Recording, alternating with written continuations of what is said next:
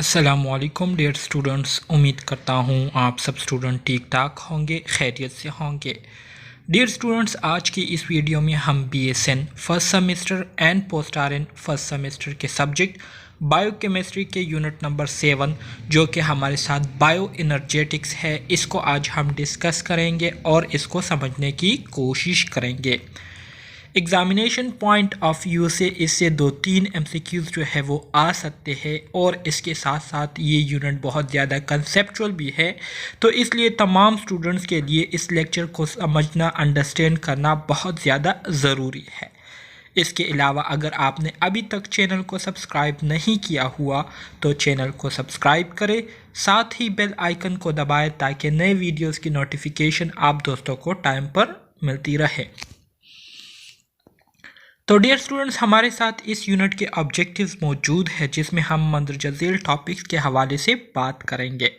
सबसे पहले हम डिफ़ाइन करेंगे बायो एनर्जेटिक्स को कि बायो एनर्जेटिक्स आखिर कहते किसे है, बायो एनर्जेटिक्स में हम क्या स्टडी करते हैं, ठीक है, किस चीज़ के बारे में स्टडी करते हैं, तो इसके हवाले से हम जानने की कोशिश करेंगे, ठीक है।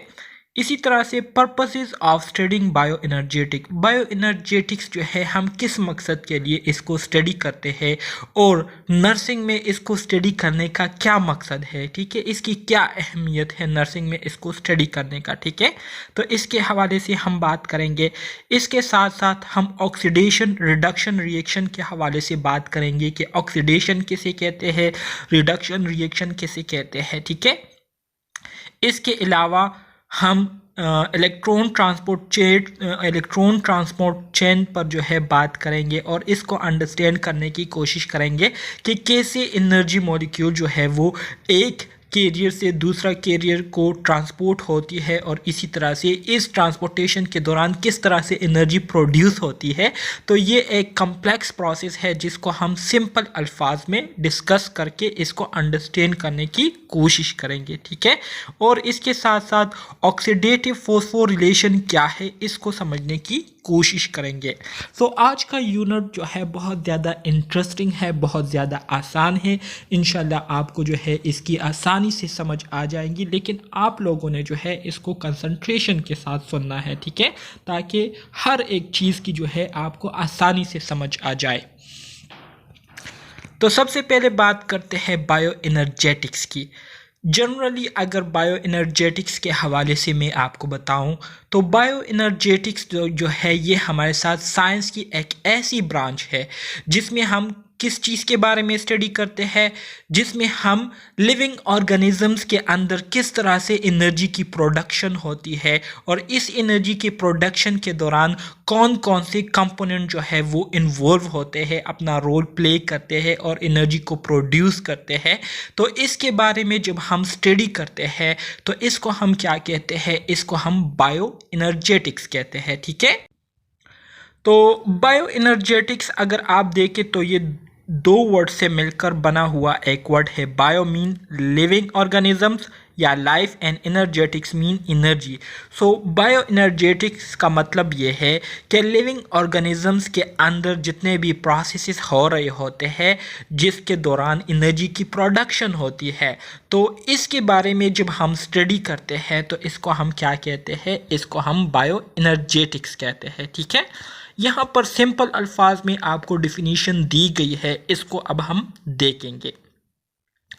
कहते हैं कि bioenergetics is the study of how living organism acquire and utilise energy is called bio energetics.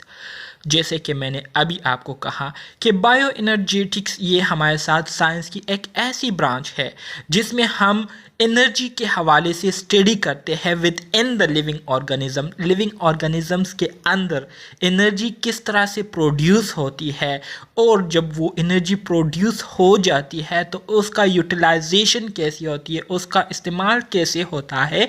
तो इसके बारे में जब हम स्टडी करते हैं तो इसको हम क्या कहेंगे, इसको हम बायो एनर्जेटिक्स कहेंगे, ठीक है। मज़ीद आगे कहते हैं कि it dwells into the processes through which cells convert energy from various sources into form they can use to carry out essential function and sustain life, ठीक है। कहते हैं कि बायो एनर्जेटिक्स ये ऐसे प्रोसेसेस पर मुश्तमिल होता है जिसके ज़रिए हमारे बॉडी के अंदर जो सेल्स होते हैं तो उन सेल्स के अंदर मुख्तलिफ ऑर्गेनल्स होते हैं और हर एक ऑर्गेनल्स का अपना एक ख़ास फंक्शन होता है। ठीक है, तो हर एक सेल क्या करता है, हर एक सेल हमारे जो फूड होते हैं, हम जो खाना खाते हैं, हम जो कार्बोहाइड्रेट लेते हैं, ग्लूकोज लेते हैं, फैट्स लेते हैं, प्रोटीन्स लेते हैं, ठीक है, तो ये सारे हमारे साथ क्या है, ये सारे हमारे साथ सोर्सेज ऑफ एनर्जी है। तो इसको हमारे सेल्स क्या करते हैं, इसको मुख्तलिफ प्रोसेसेस के ज़रिए इसको एनर्जी में कन्वर्ट करती है और जब ये एनर्जी में कन्वर्ट हो जाती है तो हमारी बॉडी फिर इसको यूटिलाइज करते हुए हमारे जो इम्पोर्टेंट फंक्शन है उसको परफॉर्म करती है। जैसे कि हमारा जो हार्ट बीट है, ठीक है, हमारा हार्ट जो बीटिंग कर रहा है तो ये बग़ैर एनर्जी की बीट नहीं कर रहा बल्कि इसको एनर्जी की ज़रूरत होती है। ठीक है, और ये एनर्जी इसको कहाँ से मिलती है, ये एनर्जी इसको बिल्कुल यहीं से मिलती है। हमारे सेल्स जब एनर्जी प्रोड्यूस कर लेती है तो ये एनर्जी हमारे बॉडी के मुख्तलिफ ऑर्गन्स को पहुंचती है जिसमें आपका हार्ट आ जाता है, आपका ब्रेन आ जाता है, आपके लिवर आ जाता है, आपकी किडनीज आ जाते हैं, जितने भी ऑर्गन्स है बॉडी में, तो इन सारे ऑर्गन्स को ख़ास मिकदार में एनर्जी की ज़रूरत होती है। तो इस एनर्जी की ज़रूरत को पूरा करने के लिए हमारे सेल्स जो है वो दिन रात क्या कर रही होती है, एक प्रोसेसिंग कर रही होती है, एनर्जी की प्रोडक्शन कर रही होती है, जिसमें माइटोकॉन्ड्रिया जो है सबसे पहले नंबर पर होता है। क्यों होता है, क्योंकि ऑलरेडी आप लोगों ने पढ़ा हुआ है कि mitochondria is power house of energy. मतलब ये है कि ये एनर्जी का एक पावर हाउस है। इसमें क्या होती है, इसमें एनर्जी की प्रोडक्शन होती है। किसके फॉर्म में होती है, in the form of ATP. ATP किसे कहते हैं, energy currency of the cells. ये सेल्स की एनर्जी करेंसी है। मतलब ये है कि ये हाईएस्ट मॉलिक्यूल है in the form of energy, इसमें सबसे ज़्यादा मिकदार में एनर्जी स्टोर्ड हुई होती है। ATP mean adenosine triphosphate. जब इसकी ब्रेकडाउन होती है इससे हमारे साथ क्या बनता है, इससे हमारे साथ एडीपी बनता है और एक हमारे साथ एएमपी बनता है। ठीक है, एक एडीपी से मुराद एडिनोसिन डाइफॉस्फेट है और एएमपी से मुराद एडिनोसिन मोनोफॉस्फेट है। तो इसी तरह से इसकी ब्रेकडाउन होते हुए एनर्जी रिलीज़ होती है। तो इसी एनर्जी को हमारे बॉडी के डिफरेंट ऑर्गन यूज़ करते हैं और अपने जो फंक्शन है उसको कंटिन्यू रखते हैं, जिसकी वजह से हम क्या करते हैं, हम ज़िंदगी गुजारते हैं, हम सर्वाइव करते हैं। ठीक है, अच्छा जी, मज़ीद आगे कहते हैं कि this field explore the mechanism of energy transfer, transformation and utilisation within biological system. ठीक है, कहते हैं कि जब हम बायो एनर्जेटिक्स को स्टडी करते हैं तो बायो एनर्जेटिक्स को स्टडी करने के ज़रिए हमें पता चलता है कि किस तरह से एनर्जी की ट्रांसफॉर्मेशन होती है, इसका मैकेनिज्म क्या होता है और इसके साथ साथ फिर उस एनर्जी की जो प्रोडक्शन हो जाती है तो उसकी ट्रांसफॉर्मेशन कैसी होती है और पूरी जो लिविंग ऑर्गेनिज्म होती है उसके अंदर एनर्जी का इस्तेमाल, यूटिलाइजेशन किस तरह से होती है। तो ये सारा कुछ जो है हमें कब पता चलता है, जब हम बायो एनर्जेटिक को स्टडी करते हैं तो इससे हमें ये सारा कुछ जो है वाज़ेह हो जाता है। Bioenergetic focuses on the flow and transformation of energy within the living organism. वही बात है कि बायोएनर्जेटिक्स में हम लिविंग ऑर्गेनिजम्स के अंदर एनर्जी की प्रोडक्शन किस तरह से होती है और वो एनर्जी प्रोड्यूस होकर पूरी लिविंग ऑर्गेनिज्म के जो वाइटल ऑर्गन्स है और जितने भी सेल्स है, जितने भी टिश्यूज़ है, वहाँ तक किस तरह से पहुँचती है, तो इस सब चीज़ों के बारे में स्टडी करते हैं। It examine how cell generate, store and utilise energy obtain from various sources to fuel biological processes necessary for life। वही बात है जो कि ऑलरेडी हमने क्या की, डिस्कस कर ली है कि इसके ज़रिए जो है हमें पता चलता है कि किस तरह से सेल्स जो है एनर्जी को क्या करती है, जनरेट करती है, पैदा करती है, पैदा करने के बाद उसको स्टोर करती है और स्टोर करने के अलावा उसको यूटिलाइज कैसे करती है, जिसके ज़रिए लिविंग ऑर्गेनिज्म जो है अपनी जो सर्वाइवल है उसको कंटिन्यू रखती है। This field encompasses the study of metabolic pathway, energy conversion and the utilization of energy in cellular function। वही बात है कि इस फील्ड में जब हम बायो एनर्जेटिक स्टडी करते हैं तो इसमें बेसिकली हम मेटाबॉलिक पाथवेज के बारे में भी क्या करते हैं, स्टडी करते हैं। मेटाबॉलिक पाथवेज से मुराद ये है कि हमारे साथ जो कैटाबॉलिज्म है, एनाबॉलिज्म है, ठीक है, ये किस तरह से होती है, इसमें क्या चीज़ें होती है, किस तरह से जो लार्ज मॉलिक्यूल है वो जो है सिंपल मॉलिक्यूल में कन्वर्ट होती है और किस तरह से सिंपल मॉलिक्यूल जो है वो दोबारा से कम्प्लेक्स मॉलिक्यूल में कन्वर्ट होती है। तो इन सब चीज़ों के बारे में हम इसमें स्टडी करते हैं। Purposes of studying bio energetic, bio energetics को हम क्यों स्टडी करते हैं, किस मकसद के लिए स्टडी करते हैं। सो studying bio energetic is crucial because it help us understand how living organism harness and utilize energy to maintain their function and sustain life। जैसे कि मैंने आपको स्टार्ट में ही बताया था कि बायो एनर्जेटिक को स्टडी करने का बहुत ज़्यादा इम्पोर्टेंस है, इसकी बहुत ज़्यादा अहमियत है। क्यों अहमियत है? क्योंकि जब हम बायो एनर्जेटिक को स्टडी करते हैं तो इसको स्टडी करने से हमें इस चीज़ में हेल्प मिलती है कि किस तरह से लिविंग ऑर्गेनिज्म को जब एनर्जी की ज़रूरत होती है तो किस तरह से उनको पता चलता है, किस तरह से वो फिर फूड लेते हैं, ठीक है, और अपनी जो एनर्जी रिक्वायरमेंट है उसको पूरा करते हैं। मिसाल के तौर पर अगर कभी ऐसी सिचुएशन आ जाए कि वहाँ पर फूड जो है वो अवेलेबल ना हो, खाने के लिए चीज़ें मौजूद ना हो, पीने के लिए चीज़ें मौजूद ना हो, तो ऐसे सिचुएशन में हमारी बॉडी किस तरह का रोल प्ले करती है और किस तरह से हमारी बॉडी जो है हमारे ऑर्गन्स के लिए एनर्जी की जो रिक्वायरमेंट है उसको पूरा करती है। तो बायो एनर्जेटिक को स्टडी करने से हमें इन तमाम चीज़ों के बारे में क्या होता है, पता चलता है, ठीक है, और हमें आसानी से फिर समझ आ जाती है। इसके अलावा it provide insight into fundamental processes like metabolism, cellular respiration and photosynthesis। ठीक है, सिंपल बात है कि जब बायो एनर्जेटिक्स हम स्टडी करते हैं तो बायो एनर्जेटिक्स में हम हमारे साथ जो बुनियादी प्रोसेसेस है जिसको हम मेटाबॉलिज्म कहते हैं, ठीक है, इसी तरह से सेलुलर रिस्पायरेशन हो गई और फोटोसिंथेसिस, ये तीनों हमारे साथ क्या है, ये तीनों हमारे साथ एनर्जी प्रोड्यूसिंग प्रोसेसेस है, ठीक है, एनर्जी प्रोड्यूसिंग या एनर्जी मेकिंग प्रोसेसेस है ये तीनों, और ये तीनों बुनियादी प्रोसेसेस है, फंडामेंटल प्रोसेसेस है, इसके बारे में भी हमें पता चल जाता है।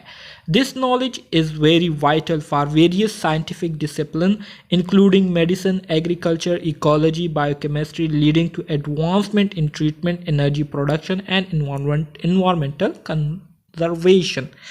जाहिर बात है बायो एनर्जेटिक जो है ये हमारे साथ एक बहुत ही इम्पोर्टेंट रोल प्ले करता है मंदरजा झेल फील्ड में, जिसमें आपका मेडिसिन का फील्ड भी आ जाता है, ठीक है, जिसमें हम फार्माकोडायनेमिक, फार्माकोकाइनेटिक के बारे में ऑलरेडी आप लोगों ने सुना है। मैंने आपको फार्माकोलॉजी में इसके बारे में बताया भी है कि फार्माकोकाइनेटिक्स क्या होती है, फार्माकोडायनेमिक्स क्या होती है, किस तरह से जो मेडिसिन्स है, ड्रग है, वो हमारे बॉडी में ऑब्ज़र्व होती है, किस तरह से हमारी बॉडी इसको ऑब्ज़र्व करती है और जो टारगेट एरिया होती है उस तक किस तरह से पहुंचाती है। तो इन सब चीज़ों में जो है बायो एनर्जेटिक्स बहुत ज़्यादा इम्पोर्टेंट रोल प्ले करती है, ठीक है।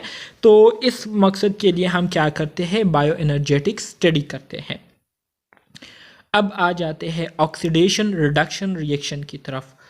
अगर बायो एनर्जेटिक्स में हम ऑक्सीडेशन रिडक्शन के बारे में बात करें तो oxidation is a crucial process where molecule loss electrons often accompanied by the release of energy। ठीक है, बायो एनर्जेटिक फील्ड में अगर हम रिडक्शन या ऑक्सीडेशन की बात करें तो ऑक्सीडेशन जो है ये हमारे साथ एक ऐसा इम्पॉर्टेंट प्रोसेस है, क्रूशियल प्रोसेस से मुराद ये है कि ये हमारे साथ एक ऐसा इम्पोर्टेंट प्रोसेस होता है, ऐसा अहम प्रोसेस होता है, अमल होता है, जिसमें मॉलिक्यूल्स क्या करते हैं, वो अपने इलेक्ट्रॉन्स को लॉस करते हैं, ठीक है, और इस लॉस के दौरान जो है ये मॉलिक्यूल्स क्या करती है, एनर्जी को रिलीज़ करती है, और वो एनर्जी जब रिलीज़ होती है तो उसको हमारे बॉडी के जो सेल्स है उसको क्या करती है, स्टोर करती है, और जहाँ पर उसकी रिक्वायरमेंट होती है वहाँ तक उसको पहुँचाती है। तो इसको हम क्या कहेंगे, ऑक्सीडेशन कहेंगे। इसी तरह से ऑक्सीडेशन की जो दूसरी डिफिनीशन है वो ये है कि this electron loss typically involve the transfer of electron from one molecule to another facilitating the generation of ATP. Already मैंने आपको स्टार्ट में ही अभी बताया था कि एटीपी को हम क्या कहते हैं, energy currency of the cell भी कहते हैं, ठीक है। सो एटीपी की जनरेशन इससे क्या होती है, फैसिलिटेट होती है, इससे जो है वो क्या होती है, प्रमोट होती है। और इसके साथ साथ production of energy in cellular respiration, cellular respiration में एनर्जी की जो प्रोडक्शन है वो भी इसके साथ साथ क्या होती है, इम्प्रूव होती है। सो जब ऑक्सीडेशन प्रोसेस हो रहा होता है तो ऑक्सीडेशन प्रोसेस के दौरान मॉलिक्यूल से इलेक्ट्रॉन्स क्या होते हैं, लॉस होते हैं। इलेक्ट्रॉन जो है उससे क्या होते हैं, निकलते हैं। लॉस से मुराद इलेक्ट्रॉन जो है वहाँ से निकल जाते हैं। इलेक्ट्रॉन जब लॉस होते हैं तो इसको लॉस होने के लिए एनर्जी की ज़रूरत होती है, ठीक है। इसके पास जब तक वो एनर्जी नहीं आएगी जो कि इसको अपने मॉलिक्यूल से बाहर निकलने के लिए दरकार होती है, तब तक ये मॉलिक्यूल से बाहर नहीं निकल सकती। सो जब इलेक्ट्रॉन के पास वो एनर्जी स्टोर हो जाती है, वो एनर्जी आ जाती है, तो ये इलेक्ट्रॉन क्या करता है, अपने मॉलिक्यूल को क्या करता है, छोड़ता है और फोर्स के साथ मॉलिक्यूल से बाहर निकलता है। तो इस निकलने के दौरान ये ख़ास किस्म की एनर्जी को क्या करती है, रिलीज़ करती है। और वही एनर्जी जो है हमारे जो दूसरे इलेक्ट्रॉन्स होते हैं वो उसको कैरी करते हुए एक मॉलिक्यूल से दूसरे मॉलिक्यूल को क्या करते हैं, ट्रांसफ़र करते हैं। और इस दौरान एटीपी की जनरेशन जो है वो हो रही होती है। एटीपी मैंने ऑलरेडी आपको बताया कि एडिनोसिन ट्राइफॉस्फेट, एडिनोसिन ट्राइफॉस्फेट, ये हमारे साथ energy currency of the cell है। आपके एग्जाम में इसके हवाले से एमसीक्यूज आ सकता है। आपको कह सकते हैं कि एटीपी को दूसरा किस नाम से पुकारा जाता है, जाना जाता है, तो इसको energy currency of the cell कहते हैं, ठीक है। सेल की ये एनर्जी करेंसी है, ठीक है। सो इसके साथ साथ क्या होती है, सेलुलर रेस्पिरेशन में एनर्जी की प्रोडक्शन होती है। Oxidation reactions are pivotal in breaking down organic molecules to generate the energy needed for cellular function, ठीक है। ऑक्सीडेशन रिएक्शन जो है ये इसका होना बहुत ज़्यादा ज़रूरी होता है, क्योंकि इसके दौरान जितने भी ऑर्गेनिक मॉलिक्यूल्स होते हैं उसकी क्या होती है, उसकी ब्रेकडाउन होती है, जिसके बेस पर एनर्जी क्या होती है, जनरेट होती है। जब ऑर्गेनिक मॉलिक्यूल की ब्रेकडाउन होती है तो एक तरफ जब ऑर्गेनिक मॉलिक्यूल की ब्रेकडाउन होती है तो इसी दौरान दूसरी तरफ उससे एनर्जी की प्रोडक्शन हो रही होती है। और यही एनर्जी जो है हमारे सेल्स को अपनी जो इम्पोर्टेंट फंक्शन है उसको परफॉर्म करने के लिए दरकार होती है। मज़ीद आगे बढ़ते हैं रिडक्शन की तरफ। रिडक्शन क्या है, reduction in the field of bioenergetic refers to a chemical reaction where a molecule gains electron or hydrogen resulting a decrease in its oxidation state, ठीक है। जबकि रिडक्शन जो है ये हमारे साथ बायो एनर्जेटिक की एक ऐसी फील्ड है जिसमें केमिकल रिएक्शन के दौरान मॉलिक्यूल्स क्या करते हैं, इलेक्ट्रॉन्स को गेन करते हैं या हाइड्रोजन को गेन करते हैं।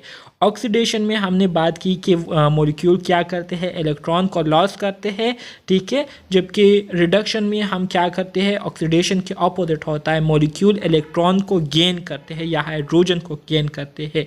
और इसी तरह से इसका जो ऑक्सीडेशन स्टेट होता है, ठीक है, वो क्या होता है, डिक्रीज़ हो जाता है।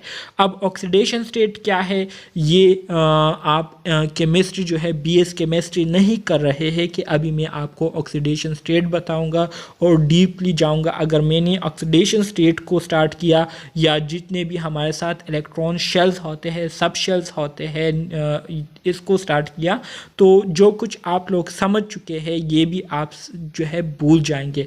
तो हम उतना ही डिस्कस करेंगे जो कि आपके एग्ज़ाम में आता हो और आपके लिए जानना ज़रूरी हो, ठीक है। कंफ्यूज होना जो है वो मेरे काम नहीं है। मैंने आपको बिल्कुल रिलैक्स रखना है और बिल्कुल ऐसे तरीके से आपको समझाना है कि हर एक बात जो है आपको समझ में आ जाए। सो मज़ीद आगे बढ़ते हैं, कहते हैं कि this process often involve the removal of oxygen और the addition of hydrogen to a compound. इसी तरह से रिडक्शन की जो दूसरी डिफिनीशन है वो आप इस तरह से भी कर सकते हैं कि ये एक ऐसा प्रोसेस होता है जिसमें क्या होता है, कंपाउंड से ऑक्सीजन रिमूव होता है या कंपाउंड के साथ जो है ऑक्सीजन क्या होते हैं, एड होते हैं।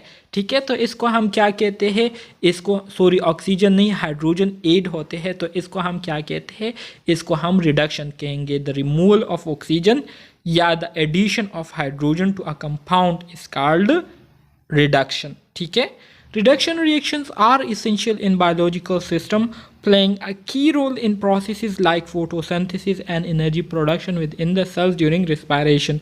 इसी तरह से जो रिडक्शन रिएक्शन है, ऑक्सीडेशन रिएक्शन की तरह रिडक्शन रिएक्शन जो है ये भी बहुत ही ज़्यादा ज़रूरी होता है बायोलॉजिकल सिस्टम में, क्योंकि ये रिडक्शन रिएक्शन जो है ये एक बहुत ही अहम रोल प्ले करता है मंदरजा झेल प्रोसेसेस के दौरान, जिसके ज़रिए क्या होती है, एनर्जी की प्रोडक्शन होती है। जैसे कि फोटोसिंथेसिस हो गई, फोटोसिंथेसिस के दौरान रिडक्शन बहुत इंपॉर्टेंट रोल प्ले करता है।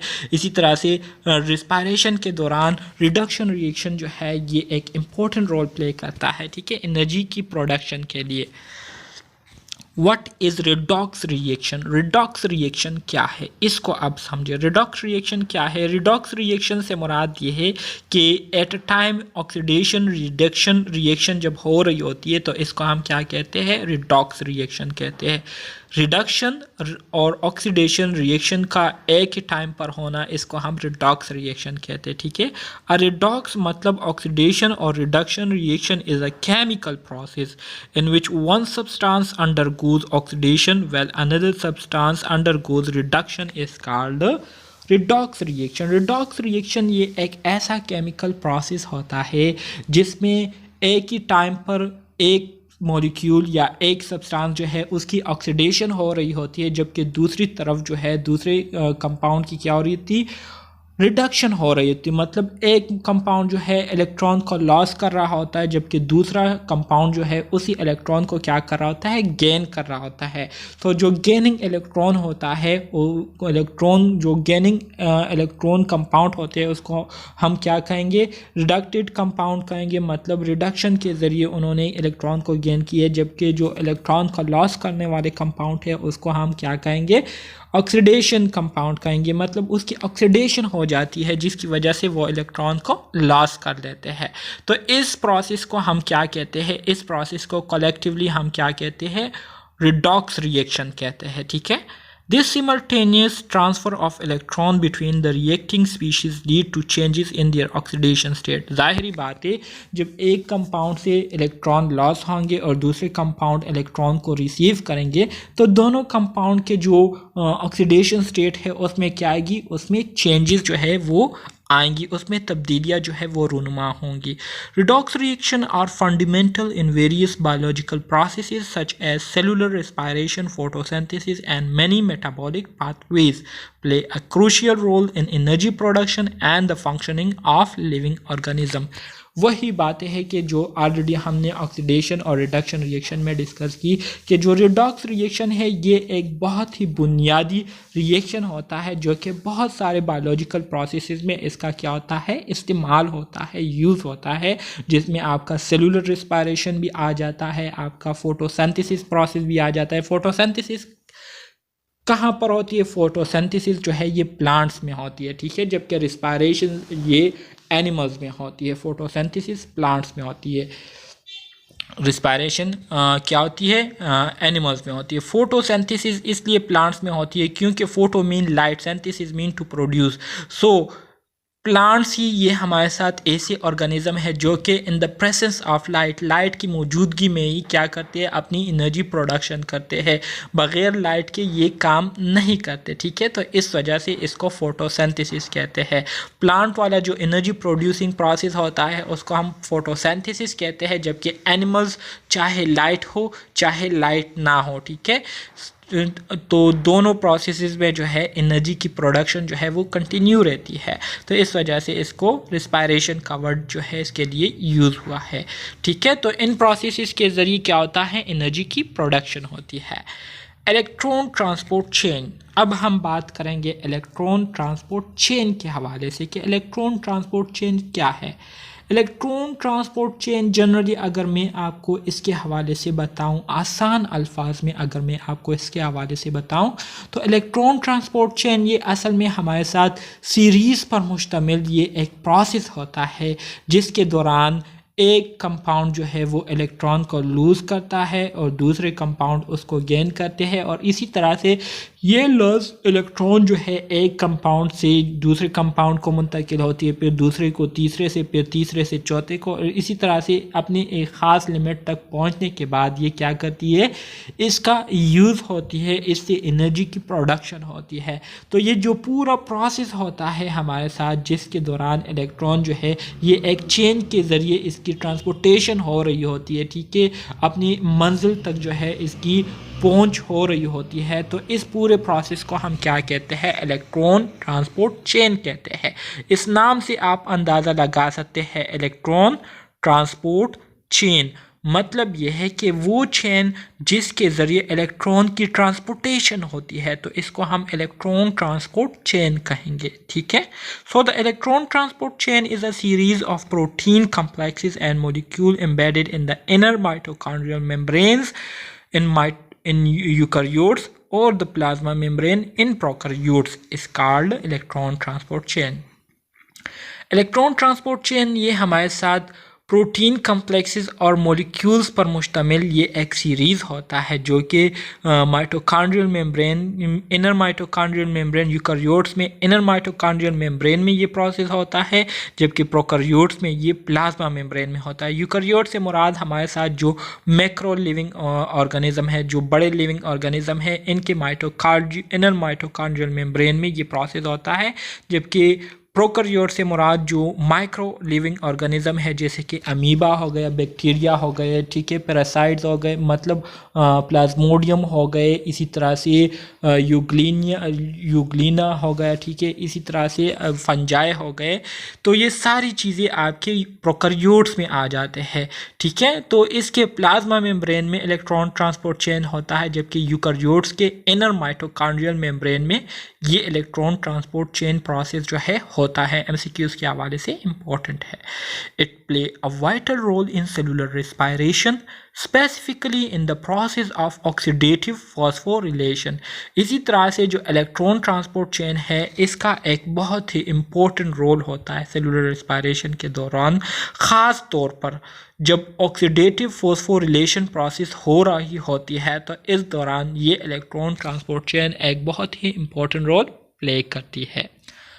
ये डायग्राम आप देख सकते हैं, ठीक है, ये हमारे साथ जो आउटर माइटोकॉन्ड्रियल मेम्ब्रेन है उसको रिप्रेजेंट करती है, और ये वाला जो है ये हमारे साथ इनर माइटोकॉन्ड्रियल मेम्ब्रेन है। तो इनर माइटोकॉन्ड्रियल मेम्ब्रेन के अंदर ये पूरा जो इलेक्ट्रॉन ट्रांसपोर्ट चेन है ये हो रहा होता है, जिसमें मुख्तलिफ इलेक्ट्रॉन ट्रांसपोर्ट चेन के जो कंपोनेंट है वो इन्वॉल्व होते हैं और एनर्जी की प्रोडक्शन कर रहे होते हैं। Component of electron transport chain. Electron transport chain के अगर कंपोनेंट्स के हवाले से बात करें, मतलब इस प्रोसेस के दौरान कौन कौन सी चीज़ें जो है वो इन्वॉल्व होती हैं एनर्जी को प्रोड्यूस करने के लिए और जो इलेक्ट्रॉन है उसको एक जगह से दूसरी जगह ट्रांसपोर्ट करने के लिए। तो the electron transport chain during cellular respiration comprises a series of protein complexes and molecule embedded within the inner mitochondrial membrane in eukaryotes और the plasma membrane in prokaryotes। वही बात है जो कि मैंने ऑलरेडी आपको बताया कि यूकैरियोट्स में ये इनर माइटोकॉन्ड्रियल मेम्ब्रेन में ये प्रोसेस होता है, जबकि प्रोकैरियोट्स में ये प्लाज्मा मेम्ब्रेन में ये प्रोसेस होता है। यूकैरियोट से मुराद मतलब ह्यूमन बींग्स हो गए, प्लांट्स हो गए, जितने भी बड़े लिविंग ऑर्गेनिज्म है वो आ जाते हैं, जबकि प्रोकैरियोट से मुराद बैक्टीरिया हो गए, प्रोटोजो हो गए, अमीबा हो गए, फंजाई हो गए, ठीक है, ये आपके साथ जो है ये क्या है, प्रोकैरियोट्स कहलाते हैं। तो इनके प्लाज्मा मेम्ब्रेन में ये प्रोसेस होता है। इसमें जो कंपोनेंट इन्वॉल्व होते हैं, पहला जो कंपोनेंट है इसको कम्प्लेक्स 1 कहते हैं। कम्प्लेक्स 1 में क्या होता है, इसमें आपके पास NADH डिहाइड्रोजिनेज होते हैं, ये एंजाइम है, ठीक है। NADH डिहाइड्रोजिनेज मतलब nicotine amide adenine N stand for nicotinamide, A stand for adenine, D stand for dinucleotide, ठीक है, और H हमारे साथ क्या होता है, हाइड्रोजन होता है, मतलब जो कि इलेक्ट्रॉन को कैरी किया होता है। ये क्या करता है, रिसीव इलेक्ट्रॉन फ्रॉम NADH, ये NADH से इलेक्ट्रॉन को रिसीव करता है, पासिंग देम टू यूबिक्विनोन, और ये फिर किसको ट्रांसफ़र करता है, ये बिक्विनोन को ट्रांसफ़र करता है। बिक्विनोन क्या है, ये हमारे साथ एक कोएंजाइम है, ठीक है, कोएंजाइम क्यू है ये हमारे साथ। जो कॉम्प्लेक्स 1 है NADH, मतलब ये NADH डिहाइड्रोजिनेज एंजाइम है, डिहाइड्रोजिनेज है मतलब एंजाइम है, तो ये इलेक्ट्रॉन को किस से रिसीव करता है, NADH से रिसीव करता है, NADH इससे इस हाइड्रोजन को रिसीव करता है और कहाँ ट्रांसपोर्ट करता है, यूबिक्विनोन मतलब को एंजाइम क्यू को दे देता है। कॉम्प्लेक्स 2 फिर हमारे साथ जो दूसरा कंपोनेंट है वो क्या है, सक्सिनेट डिहाइड्रोजिनेज है। सक्सिनेट डिहाइड्रोजिनेज क्या करता है, receive electron from flavin adenine dinucleotide H, ठीक है। FADH से क्या आता है, FADH से मुराद, F से मुराद फ्लेविन, A से मुराद एडेनिन, D से मुराद डाइन्यूक्लियोटाइड और H मीन हाइड्रोजन, ठीक है। अब जो सक्सिनेट डिहाइड्रोजिनेज है ये क्या करता है, ये फ्लेविन एडेनिन डाइन्यूक्लियोटाइड H से क्या करता है, इलेक्ट्रॉन को रिसीव करता है और ये भी कहाँ ट्रांसपोर्ट करता है, ये भी कोएंजाइम Q को ट्रांसपोर्ट करता है, ठीक है। कोएंजाइम Q हमारे साथ क्या है, बिक्विनोन, ये हमारे साथ क्या है, act as a mobile electron carrier, ठीक है। ये एक गाड़ी के तौर पर काम करती है। किस चीज़ के तौर पर काम करती है, गाड़ी के तौर पर काम करती है। किस चीज़ के तौर पर काम करती है, इसका काम गाड़ी का काम होता है, ठीक है। जब क्या कहते हैं, कौन सा एंजाइम है ये वाला, NADH डिहाइड्रोजिनेज और जो सक्सिनेट डिहाइड्रोजिनेज है, ठीक है। जब NADH dehydrogenase NADH nicotinamide adenine dinucleotide से इलेक्ट्रॉन को रिसीव करता है और succinate dehydrogenase flavin adenine dinucleotide से इलेक्ट्रॉन रिसीव करके क्विनोन को ट्रांसफ़र करता है। तो ये भी क्विनोन क्या करता है, कोएंजाइम Q क्या करता है, ये गाड़ी के तौर पर काम करता है। इसमें ये इलेक्ट्रॉन अंदर मौजूद होते हैं, तो ये इस इलेक्ट्रॉन को लेकर क्या करता है, एक्सेप्ट करके इसको क्या करता है, दोनों कॉम्प्लेक्स से इसको एक्सेप्ट करके इसको ट्रांसफ़र करता है कॉम्प्लेक्स 3 में। कॉम्प्लेक्स 3 की तरफ इसको क्या करता है, ले जाता है। कॉम्प्लेक्स 3 हमारे साथ क्या है, ये हमारे साथ साइटोक्रोम BC1 कॉम्प्लेक्स होता है। साइटोक्रोम BC1 कॉम्प्लेक्स होता है। ये क्या करता है, receive electrons from quinone and transfer them to cytochrome C। अब जब ये इलेक्ट्रॉन भी क्विनोन से ले लेता है, ठीक है, तो ये इलेक्ट्रॉन जब ले लेता है तो इसको फिर मज़ीद आगे ट्रांसफ़र करता है, कहाँ पर, साइटोक्रोम C को दे देता है। और फिर ये साइटोक्रोम C क्या करता है, pumping proton across the inner mitochondrial membrane. तो ये इनर माइटोकॉन्ड्रियल मेम्ब्रेन के दौरान जो प्रोटॉन्स है, जो हाइड्रोजन प्लस आयन होते हैं, उसको क्या करते हैं, पंप करते हैं, बाहर की तरफ लाते हैं। साइटोक्रोम C क्या करता है, मोबाइल इलेक्ट्रॉन कैरियर, ये हमारे साथ दूसरा मोबाइल इलेक्ट्रॉन कैरियर है, मतलब ये दूसरी गाड़ी होती है, ठीक है। जब ये इलेक्ट्रॉन को रिसीव कर लेता है तो ये क्या करता है, shuttle electron between complex 3 and complex 4। Complex 3 और 4 के दरमियान ये इलेक्ट्रॉन्स की क्या करता है, इसकी ट्रांसफरिंग करता है, ठीक है। फिर कॉम्प्लेक्स 4 ये हमारे साथ साइटोक्रोम C ऑक्सीडेज है। ये क्या करता है, receive electron from cytochrome C and transfer them to oxygen. जब ये इलेक्ट्रॉन को रिसीव कर लेता है तो साइटोक्रोम C ऑक्सीडेज रिसीव करने के बाद ये इलेक्ट्रॉन किसको दे देता है, ऑक्सीजन को दे देता है, ठीक है, ऑक्सीजन को दे देता है। और जब ऑक्सीजन को इलेक्ट्रॉन मिल जाती है तो अल्टीमेटली फॉर्मिंग वाटर, इससे हमारे साथ क्या बन जाता है, इससे हमारे साथ वाटर बन जाता है, H2O जो है इससे हमारे साथ बन जाती है। So complex 4 also contribute to pumping proton across the inner mitochondrial membrane. इसी तरह से दीज कंपोनेंट वर्क इक्वली या sequentially to pass electron along the chain generating a proton gradient across the inner mitochondrial membrane. which is then used to produce ATP through oxidative phosphorylation। तो इस तरीके से जो है क्या होती है, इलेक्ट्रॉन की ट्रांसपोर्टेशन होती है। और आखिर में कौन रिसीव करता है इलेक्ट्रॉन को, MCQ's पॉइंट ऑफ व्यू से इम्पोर्टेंट है। इलेक्ट्रॉन ट्रांसपोर्ट चेन के दौरान हमारे साथ जो आखिरी इलेक्ट्रॉन रिसीवर होता है वो ऑक्सीजन होता है। और कौन इसको देता है, कम्प्लेक्स 4 इसको देता है। कम्प्लेक्स 4 हमारे साथ कौन सा है, साइटोक्रोम C ऑक्सीडेज, ये हमारे साथ कम्प्लेक्स 4 है, ठीक है, जो कि ऑक्सीजन को इलेक्ट्रॉन देता है और इससे वाटर बनता है। तो इस तरह से इलेक्ट्रॉन की ट्रांसपोर्टेशन होती रहती है और इस दौरान एनर्जी की प्रोडक्शन भी हो रही होती है। ऑक्सीडेटिव फॉस्फोरिलेशन क्या है? Oxidative phosphorylation is the process with in cellular respiration where ATP adenosine triphosphate is synthesized during the energy generated by the electron transport chain. Oxidative phosphorylation ये एक ऐसा प्रोसेस होता है सेलुलर रेस्पिरेशन के अंदर जहाँ पर जब इलेक्ट्रॉन ट्रांसपोर्ट चेन हो रही होती है, ट्रांसपोर्टेशन हो रही होती है, तो ऑलरेडी मैंने आपको बताया कि जब इलेक्ट्रॉन एक जगह से मूव करते हैं दूसरी जगह जाते हैं तो इस मूवमेंट के दौरान ये एनर्जी को रिलीज़ करती है और इसी रिलीज़ एनर्जी से क्या बनती है, ATPs बनते हैं, ठीक है। सो इलेक्ट्रॉन ट्रांसपोर्ट चेन के ज़रिए जो एनर्जी रिलीज़ हुई होती है तो इसी रिलीज़ हुई एनर्जी से क्या बनते हैं, ATPs बनते हैं, ठीक है। ATPs क्या होते हैं, इससे सिंथेसाइज होते हैं, बनते हैं। This process takes place in the inner mitochondrial membrane. और ये ऑक्सीडेटिव फॉस्फोरिलेशन कहाँ पर होती है, इनर माइटोकॉन्ड्रियल मेम्ब्रेन में होती है। यूकैरियोटिक सेल्स के इनर माइटोकॉन्ड्रियल मेम्ब्रेन में होती है और प्रोकैरियोट के प्लाज्मा मेम्ब्रेन में होती है। तो ये इंपॉर्टेंट पॉइंट्स है MCQ's पॉइंट ऑफ व्यू से, बार बार इसलिए मैंने इसको रिपीट किया हुआ है ताकि आपको ये बात जो है याद रहे और याद हो जाए, ठीक है। तो ये आपने याद रखनी है। मज़ीद आगे कहते हैं कि ड्यूरिंग ऑक्सीडेटिव फॉस्फोरिलेशन, इस दौरान क्या होता है, इलेक्ट्रॉन ट्रांसपोर्ट चेन के ज़रिए transfer of electron derive from, जो इलेक्ट्रॉन ट्रांसफ़र हुए होते हैं जो कि NADH निकोटिनामाइड एडेनिन डाइन्यूक्लियोटाइड और इसी तरह से फ्लेविन एडेनिन डाइन्यूक्लियोटाइड से हमने लिए होते हैं, तो वो हम ट्रांसफ़र कर देते हैं, ऑक्सीजन को दे देते हैं और इसी तरह से जो फ्लो ऑफ इलेक्ट्रॉन है वो जारी वो सारी रहती है। This flow generate a proton gradient across inner mitochondrial membrane. और इसी फ्लो के दौरान जो हाइड्रोजन आयन की कंसंट्रेशन है वो इनर माइटोकॉन्ड्रियल मेम्ब्रेन में क्या हो जाती है, इंक्रीज हो जाती है। The energy from this proton gradient drive the enzyme ATP synthase.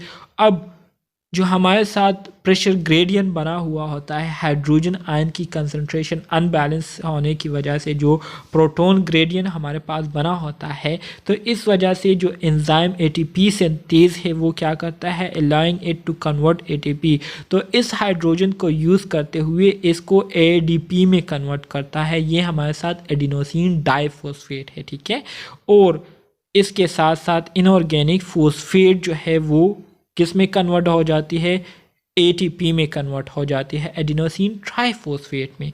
Overall oxidative phosphorylation links the transfer of electron down the electron transport chain with the production of ATP, serving the primary method by which cells generate the majority of their ATP, the energy currency used for various cellular processes, ठीक है।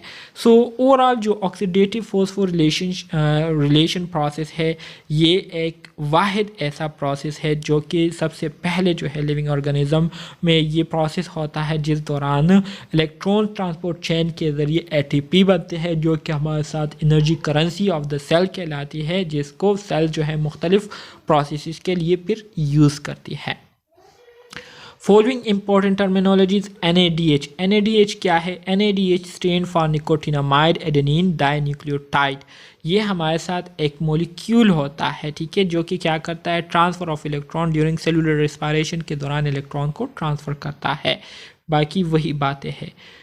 FADH2 क्या है, FADH2 stand for flavin adenine dinucleotide, ठीक है। ये भी हमारे साथ एक मॉलिक्यूल है जो कि सेलुलर रेस्पिरेशन के दौरान इलेक्ट्रॉन्स को कैरी करते हुए एक से दूसरी जगह ले जाती है, ठीक है। इसी तरह से यूबिक्विनोन, इसको कोएंजाइम क्यू भी कहते हैं। ये लिपिड सोलुबल मॉलिक्यूल होता है जो कि इनर माइटोकॉन्ड्रियल मेम्ब्रेन यूकैरियोट्स में पाए जाते हैं, जबकि प्रोकैरियोट्स के प्लाज्मा मेम्ब्रेन में पाए जाते हैं। और ये एक गाड़ी के तौर पर रोल प्ले करती है जो कि क्या करती है, इलेक्ट्रॉन को रिसीव करके क्या करती है, अपनी मंजिल तक पहुंचाती है। तो डियर स्टूडेंट्स, ये था आपका यूनिट नंबर 7 जो कि मैंने आप स्टूडेंट्स के साथ शेयर किया। उम्मीद करता हूँ आपको इसकी समझ आ गई होगी। अगर फिर भी कोई मसला है, कोई भी क्वेश्चन है, कन्फ्यूजन है, तो आप कमेंट बॉक्स में पूछ सकते हैं। मिलते हैं नेक्स्ट यूनिट में, तब तक के लिए अल्लाह।